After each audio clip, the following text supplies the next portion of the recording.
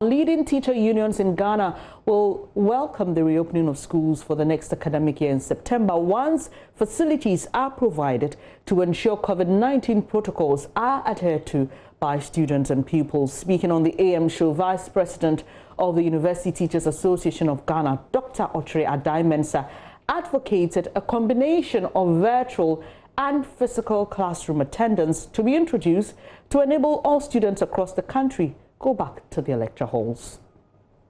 Whether or not we would reopen would have depended on one, our understanding and knowledge of the virus, two, the host interactions, three, our understanding of the disease it causes, four, the immunity that one gets, whether or not it is fleeting or it is long-lasting or lifelong.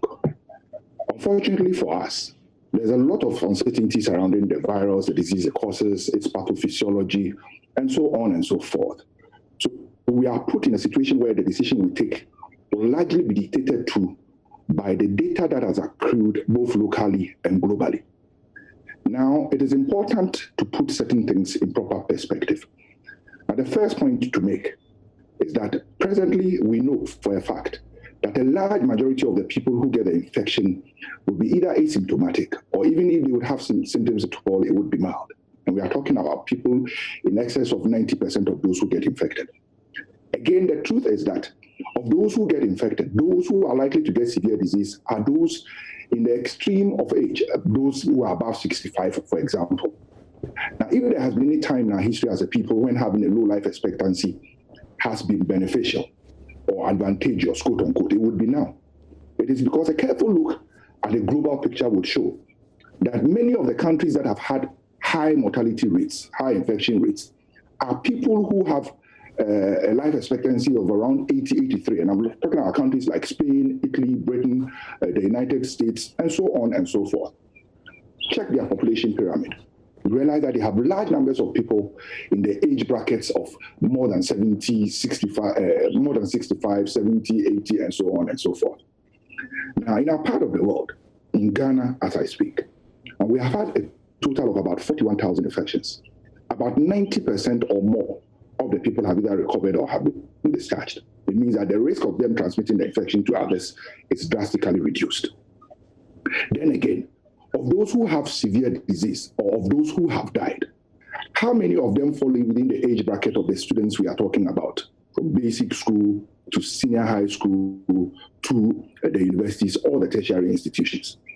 I think that the decision to reopen or not to reopen should be guided by these facts that as I have laid bare. I think that we cannot continue to live our lives like this. I think that the time has come for us to have a phased reopening at the least. Well, the sentiments shared there by Dr. Adai-Mensah were supported by Isaac J. Hyde, President of the National Union of Ghana Students and the Ghana National Association of Teachers. I speak to you, I think generally across the country, you get a sense that everybody feels that, oh, this is a normal situation, this has come to stay with us, and so we've got to get used to it. Notwithstanding that, we also should be careful not to underestimate the dangers that may come with we overly spreading the disease, because what it means is that we'll end up affecting more of the elderly. And then, of course, you can't also discount the fact that as much as this disease has been said to affect the elderly and people with preconditions, you may also have some students who are in the vulnerable brackets. And so there's a need for us to pay much attention to, upholding the protocols that have been put out there. Our biggest challenge as I speak to you today is the fact that you get to places and you see some of this PPEs and other materials there, which are just there as white elephants. It's not being used for the purpose that it's been used for. Generally, I think students have come to the point where there are mixed feelings. People are not so worried as they used to be. And so if it's about opening schools, I believe that most students are ready for it. I think we need to put the issues in perspective. We have the known variable and unknown variables. The known variable is that whether we like it or not, school will one day reopen. So that is a known variable. It is like the Bible says that it is appointed unto man once to die. So whether we like it or not, we will one day die. But as to the timing of the death, nobody knows. The same thing applies to this.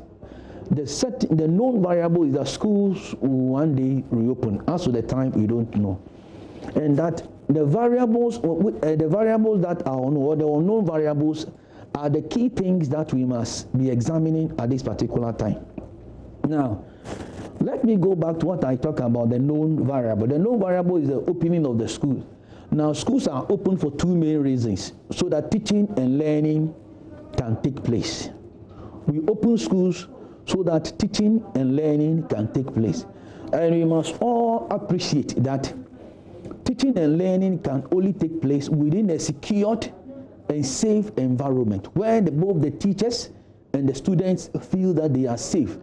And when that happens, the teachers can teach and learning can take place. Because when one of the people involved in the interface gets the impression that he or she is not safe, certainly teaching can go on, learning will not take place. Now that brings me the second variable, how to get the environment secured. And that's what we talk about, the unknown variables. The unknown variables are three. One, before we came to this particular stage, we established that the final year student, that the SHS and then the JHS students, the writing of the exam, we should adopt it like a pilot project and go into it. Depending upon what happens within this with the pilot project, that will inform us whether to go ahead and open the schools or not. As we speak now, the pilot project, it is not yet done because we have the SHS still pending and we have the JHS yet to write the exam. So the pilot project has not yet been completed. Now, away from resumption of schools, former President John Mahama